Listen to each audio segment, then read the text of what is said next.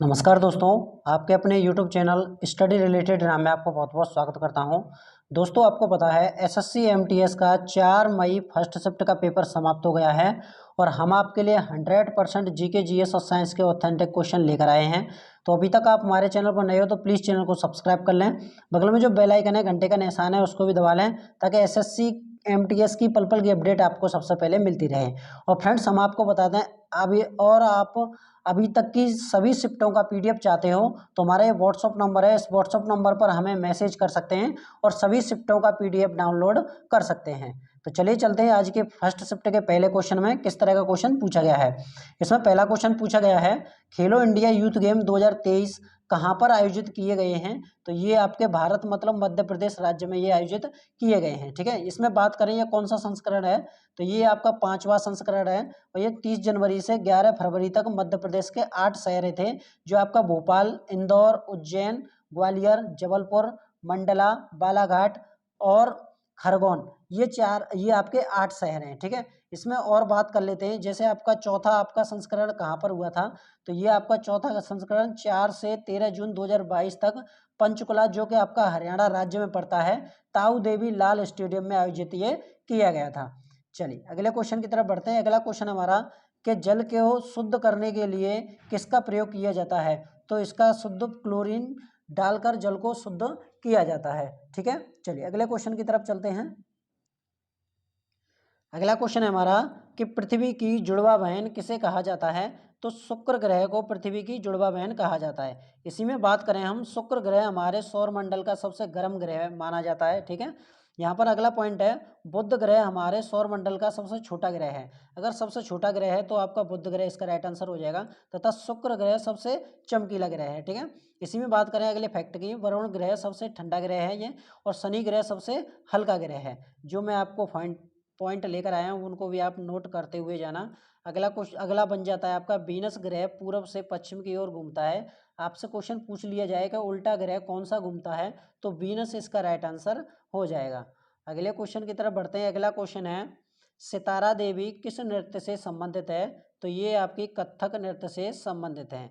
अगला क्वेश्चन आपके बन जाएं, यामिनी कृष्णमूर्ति भरतनाट्यम से संबंधित है। रुक्मणी देवी ये भरतनाट्यम से संबंधित है। टी बाला सरस्वती भरतनाट्यम से संबंधित हैं, और मृणालिनी साराभाई ये भी आपकी भरतनाट्यम से संबंधित हैं। चलिए अगले व्यक्ति की बात करें, जैसे आपके आनंद शिवरमन ये आपके कथकली से संबंधित हैं। लक्षु महाराज ये आपके कथक से संबंधित है। शंभू महाराज ये भी आपके कथक से संबंधित है।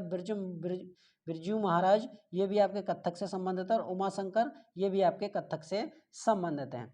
चलिए अगले क्वेश्चन की बात करें हम कि प्रधानमंत्री ग्रामोदय योजना कब लागू की गई थी, तो ये आपकी 2000 में लागू की गई थी। कब की गई थी? 2000 में लागू की गई थी। और मोस्ट इम्पोर्टेंट भी हम आपके लिए लेकर आए हैं, जैसे आपको बता दें, जन धन योजना आपकी ये कब शुरू की गई थी, तो 28 अगस्त 2014 को ये शुरू की गई थी।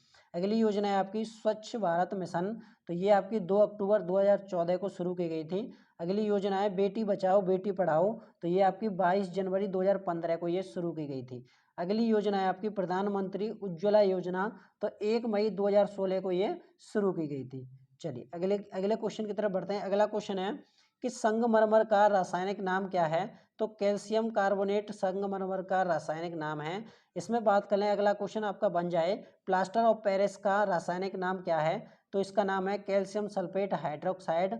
और इसका सूत्र क्या होता है प्लास्टर ऑफ पेरिस का, तो इसका सूत्र होता है CaSO4 और 1/2H2O। ठीक है, ये किसका सूत्र होता है, तो ये आपका प्लास्टर ऑफ पेरिस का सूत्र होता है। इसी में बात करें कैल्शियम कार्बोनेट मतलब संगमरमर का सूत्र क्या होता है, तो CaCO3 ये आपका संगमरमर का सूत्र होता है। अगला है आपका बेकिंग सोडा, तो बेकिंग सोडा का रासायनिक नाम सोडियम बाइकार्बोनेट है। और बेकिंग सोडा का जो सूत्र होता है वो होता है आपका NaH और CO3, ये आपका किसका होता है, ये आपका बेकिंग सोडा का सूत्र होता है।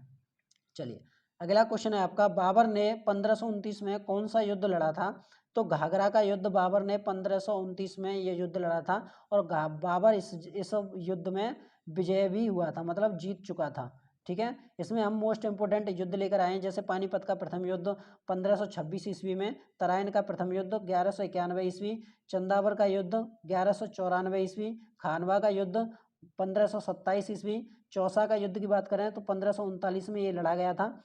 अगले युद्ध की बात कर लेते हैं, जैसे आपका कन्नौज या बिलग्राम का युद्ध है 1540 में लड़ा गया था।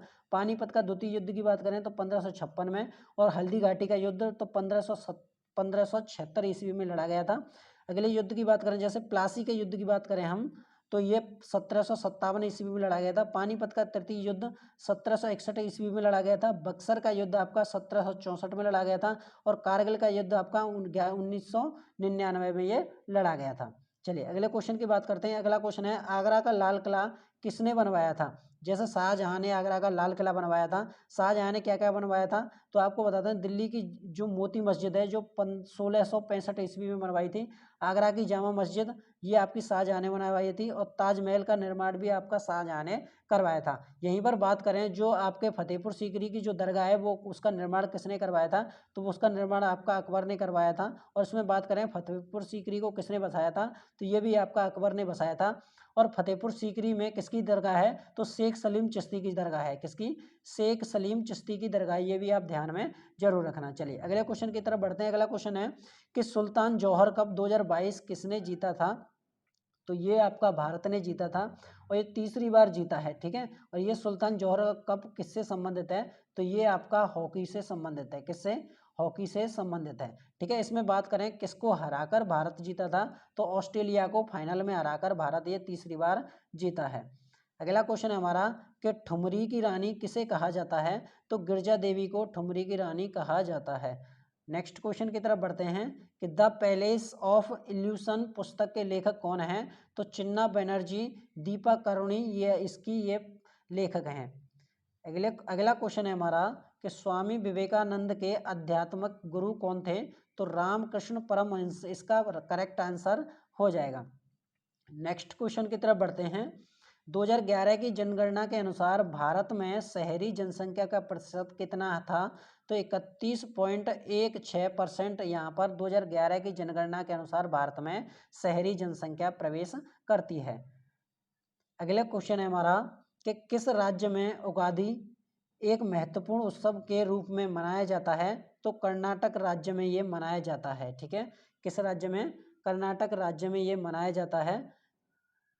चलिए अगला क्वेश्चन है हमारा कि निर्मला सीतारमण ने 2022 में कौन सा पोर्टल लॉन्च किया था, तो भारत विद्या ये आपका पोर्टल लॉन्च किया था 2022 में।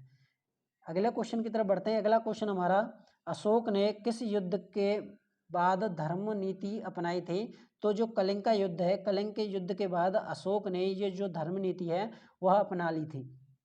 नेक्स्ट क्वेश्चन की तरफ बढ़ते हैं। नेक्स्ट क्वेश्चन है हमारा 16 नंबर का कि कैबिनेट मिशन भारत कब आया था, तो मार्च 1946 ईस्वी को कैबिनेट मिशन भारत आया था। इसका राइट आंसर हो जाएगा 1946। ठीक है, चलिए 17 नंबर क्वेश्चन की बात करें हम, तो संघ सूची के अंतर्गत क्या आता है, तो इसमें संविधान की 7वीं अनुसूची, राज्यों और संघ के बीच शक्तियां और राज्यों के आवंटन करने की परिभाषित यहाँ पर संघ सूची में दी गई है। नेक्स्ट क्वेश्चन है हमारा, उगादि महोत्सव किसके उपलक्ष्य में मनाते हैं, तो नए साल के उपलक्ष्य में मनाते हैं, और ये किस राज्य में? ये कर्नाटक राज्य में मनाया जाता है। तो फ्रेंड्स ये थे क्वेश्चन आपके जो आपके 4 मई की फर्स्ट शिफ्ट में पूछे गए थे। अगर वीडियो आपको अच्छी लगी हो तो प्लीज़ एक लाइक और प्लीज़ चैनल को सब्सक्राइब करके बगल में जो बेल आइकन है, घंटे का निशान है, उसको भी दबा लें, ताकि एसएससी के एमटीएस की पल पल की अपडेट आपको सबसे पहले मिलती रहे। और फ्रेंड्स आपको बता दें, अभी तक की सभी शिफ्टों का आपको PDF चाहिए तो हमारा व्हाट्सअप नंबर आपको ये लिख देते हैं, ये हमारा व्हाट्सअप नंबर है। ठीक है, इस पर हमें मैसेज कर आप PDF डाउनलोड कर सकते हैं। तो मिलते हैं नेक्स्ट वीडियो में, तब तक के लिए जय हिंद, जय भारत।